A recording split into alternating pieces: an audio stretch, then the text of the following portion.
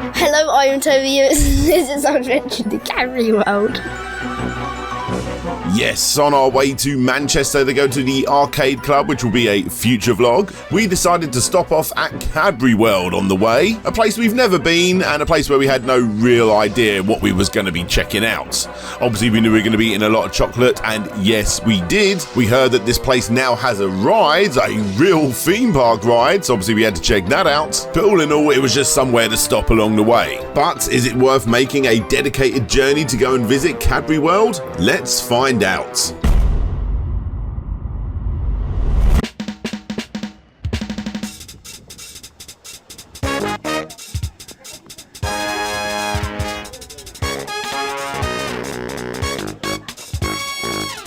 Is absolutely carnage here. Yeah, this was all a little bit odd. So the difference between Cadbury World and the average roadside attraction or theme park, I don't know what you want to call this, is that you have a set time to go around the main attraction, as in the factory of Cadbury World. Now obviously we followed the signposts for the entrance, but turns out that's where you go when you get your designated time. And because they suggest you need to be there 1 hour before your designated time, we were then sent back towards the car park to go to what is essentially the forecourt, or I don't know, an extended part of the car park, to go and basically play in a playground and go and check out a tiny little museum whilst we wait for our allocated time to come about. It all felt very, very mismanaged, and the amount of people that stopped us and were like, do you know where we need to go? Do you know where we need to go? I don't even know where we need to go. But yeah, eventually we made our way to this little playground area, went and checked out the museum, and that's what you're seeing now. What we got here then?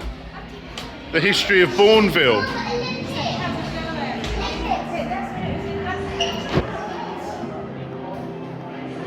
I always find it weird that a chocolate company is sponsoring the Olympics. Oh look, Toby, Whisper was launched in 1983. That was the year I was born. Cream eggs in 1971. Easter eggs, which they were around, block chime. Milk tray in 1950. Dairy milk 1905. We're going backwards. Was that when the first Easter egg was? The first Cadbury Easter egg. Alright. Milk tray. It's like a selection of like a box of chocolates. Right, didn't Cadbury make Milky Way? Did they make Milky Way? I don't know if they made Milky Way. I'm not sure if they did. Because if it would, they'll probably be there. Yeah. And at 2024, 200 years since 1820. So we're at the 200-year anniversary birthday of Cadbury's. Well, this year.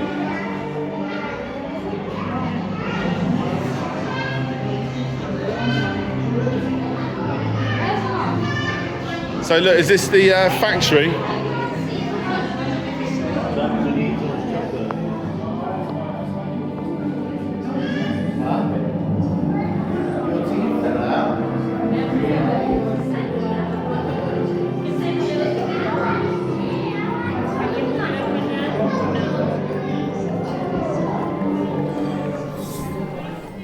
Right, I probably should give you a little bit of a voiceover and explain what we're looking at here. Whilst we have the awesome Charlie and the Chocolate Factory music from the, I think it's the PlayStation 2 game, playing in the background.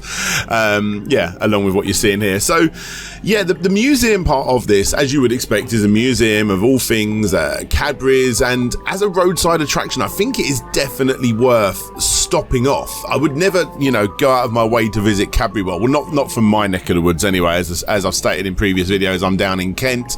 I think this was like 3 or 4 hours to get to this place. But yeah, if you're passing by and you're able to stop in, I would say it's worth it. The only problem I've got with it really is the fact that the tickets are like 20 to 30 or closer to 30 quid for an adult, per adult, and kids are around £10. So I mean, kids are a decent price, but for adults, for what you're seeing here, and there's two major attractions really that you'll see in a moment. It's almost moving into the realm of like theme park admission prices for the UK. Like you can go to Alton Towers and stuff like that for probably about 30 quid if you know what you're doing with a buy one get one free. But yeah, book in advance from £22.50 and up to £27 per adult, and that's for a standard ticket. Like, you have to be there at a particular time to go and check out the factory and all that sort of stuff. I mean, seeing all this is really, really nice. It's quite awesome. Cadbury's is a huge part of UK history. I mean, we've all grown up eating Cadbury chocolate. It's been a big part of UK lives for the longest time, but I don't know, it just seems like it's a roadside attraction, not like you shouldn't be paying theme park prices. Almost, it's slightly under, but about that, to go and see this. And there's only really 2 rides and a bit of a rubbishy looking playground area, which again you'll see in a moment, and this museum. And hey, like I said, nice little museum. I'd pay up to a tenner to go into it, but no, I didn't. I paid about 30 quid to go into it, actually. I think it was about £25, I think we paid, or something like that. Either way, look, let's put that aside. But yeah, I mean, this is all cool. I mean, this part you're seeing right here, I think this is actually quite nice. So many things. I mean, it was quite cool. I remember there was a family next to me, and the kids had run off to go and do the next activity, but the parents that were about my age were like stopping, and they were like looking in, like, oh, and that thing you're seeing right there, the little red chocolate dispenser on the right that we just went past. I remember mum particularly saying, I had that. Oh my god, I had that. Yes, I had that in the little Beano tin there. So it's quite cool. It's quite nostalgic, and I mean, that's what these sort of things are all about. I'm seeing Pogs there. I didn't actually notice that when I was there, when I was filming. Yeah, like, there's so much to do. Cadbury Animals, that was a big part of, was it 80s? Maybe 90s. The old milk tray look there. It's really quite cool to go in and see all this. You just,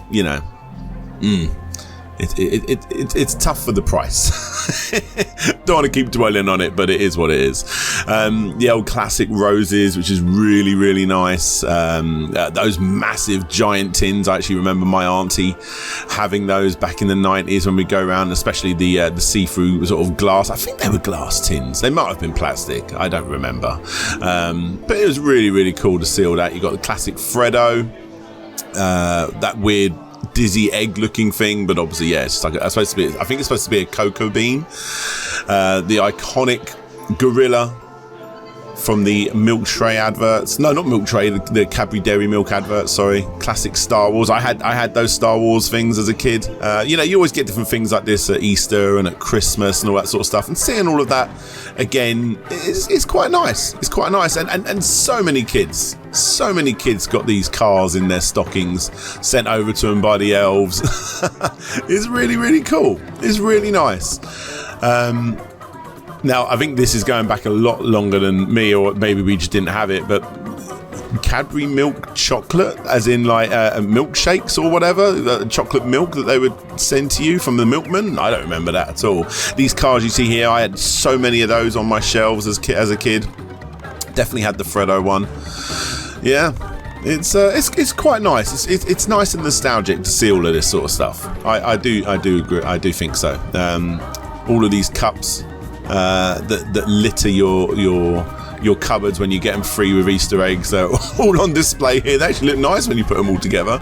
So many of those I'm looking at, and I'm like, I think I've actually got a few of those in my cupboard downstairs, but yeah, come into a charity shop near you, or in this case, you can actually go and pay up to 30 quid to go and look at them in a museum. I'm going to stop about the price soon. I promise. I am going to stop about the price, because it is a cool attraction. What I will say as well, as we move into this next part where you get to write with chocolate, and you get to try and tamper chocolate, all that sort of stuff, it wasn't really well explained, and also there's big signs everywhere: do not eat the chocolate, because it is chocolate that's just constantly, so people write with the chocolate and then it's just scraped up and put back in the piping bit bag things for the next person, so it's been reused like hundreds of times potentially. I don't know.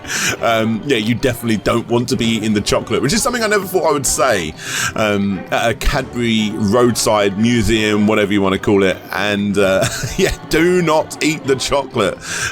You'll probably end up quite ill.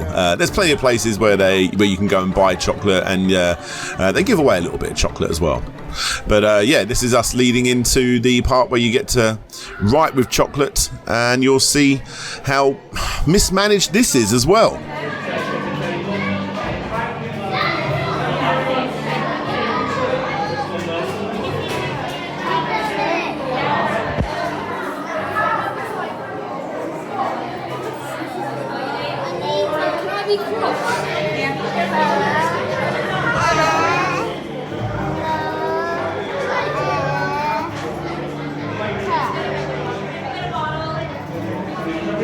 I do?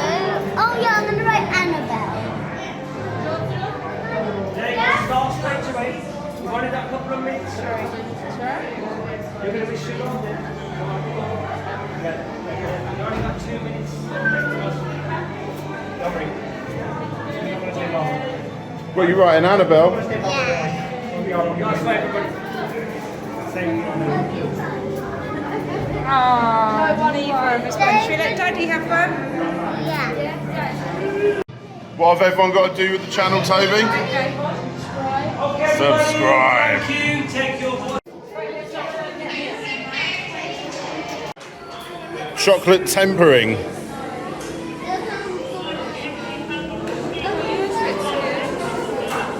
And then what do you do once you've done this?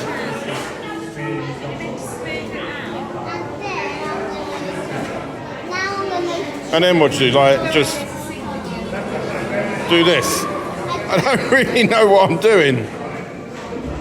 You do? I don't.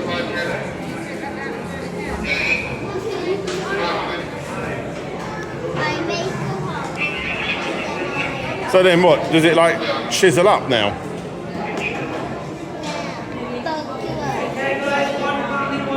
I need to do Please start straight away. Okay, I don't know if we did good or not there, really.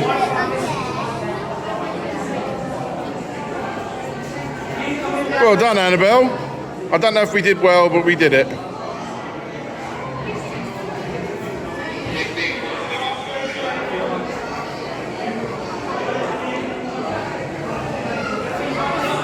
Wait, that's my chocolate area. And you can chisel it up like that.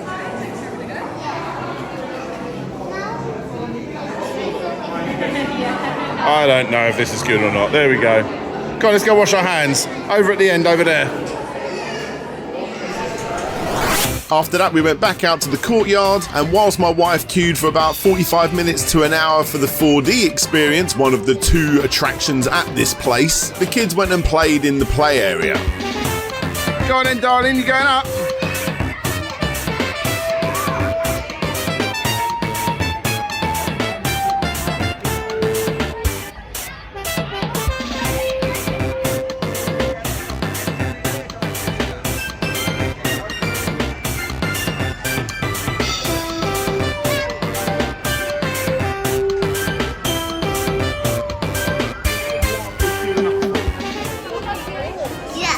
Yeah.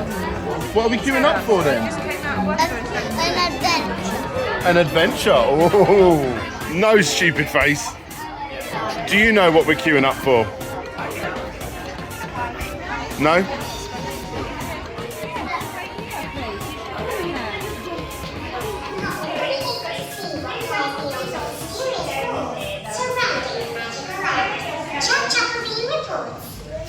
These games, which for so long have gathered some of Cadbury's most magical secrets, are finally opening to the common bee. I asked the locals what they do. Please don't explain why the one diagram your first treatment that you would have made. That is going to be way better. And what about you, Matt? What do you think it'll be like? Well, it is possible that we managed to cover a beautiful representation of a cocoa-themed imaginary chocolate plate.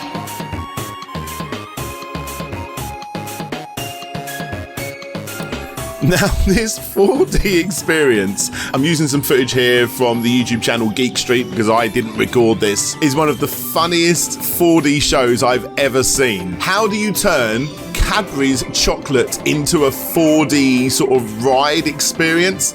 Apparently like this. So in this PlayStation 2 quality FMV, you find yourself flying through the factory, landing into a pot of chocolate. You now are flying through the air for some reason, and you go onto a blimp that's in the shape of a cream egg. You accidentally fall to the ground because the bird from the mini eggs pushes a lever that the bunny from the, I think it's from the Galaxy bars. I think it's an old mascot mascot, I don't think it's been around forever, tells it not to. Now you're falling down and you end up in that advert where you're on the roller coasters in the old Crunchy Bar adverts, you know, that I'm so excited. They didn't have the license to use that music, they're using some generic music. And now all of a sudden you're flying over a mountain and you see the two bottles of milk pouring the milk into the chocolate vat, which is kind of like a volcano, and that's the end of the ride. I didn't really know what was going on, but yeah, apparently this is how you turn Cadbury's into a 4D experience. It's one of the funniest things I've ever sat through. My daughter actually really liked it. She thought it was hilarious, as we all did, but for different reasons. You know what I mean?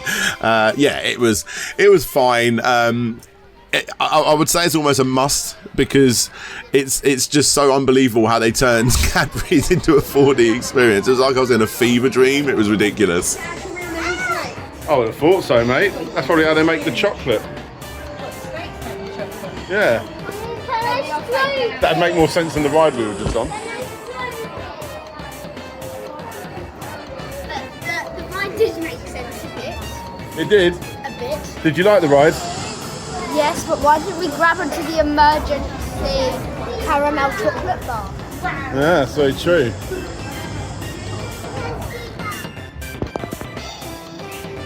Let me tell you some more about how life is in school and possible from these very humble beginnings.